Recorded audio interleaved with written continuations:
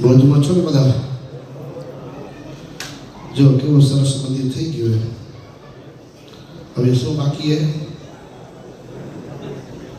શું બાકી હે?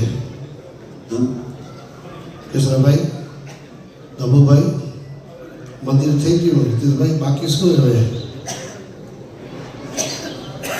શું બાકી હે? કાંઈ નથી. હા, ભજન બાકી છે. ભજન સાથે સ્વભાવ પાડવાનો. માત્ર ભજન કરશું ને જો તમે ને હું સ્વભાવ નહીં ટાળી ના તો મહારાજની સેવામાં રહેવા નહીં મળ્યો. મને નહીં મળે ને તમને નહીં મળે. તમને ગરમી થાય? પૂછું, ગરમી થાય? થાય ને? તાતી હશે. એસી નાખીએ?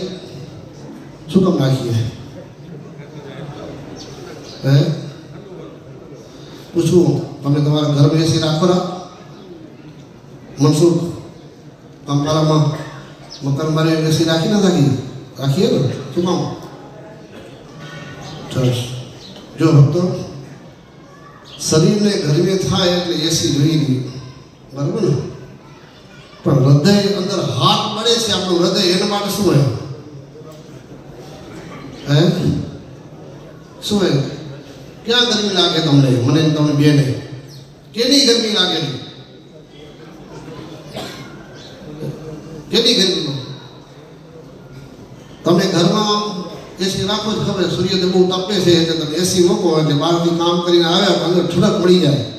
પણ હૃદય ગરમ પડી હોય, ખૂંચેલું હોય, એનું ઠંડક લેવા તમે જાશો? હે? ક્યાં?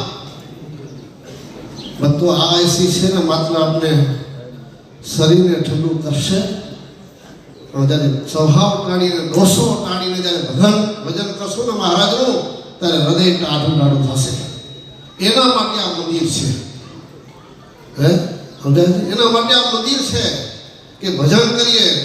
માત્ર ભજન કરીએ ને જો આ વિષયમાંથી પ્રીતિ નહીં તૂટે ને, આજનું વચનામૃત ભક્તો લોયા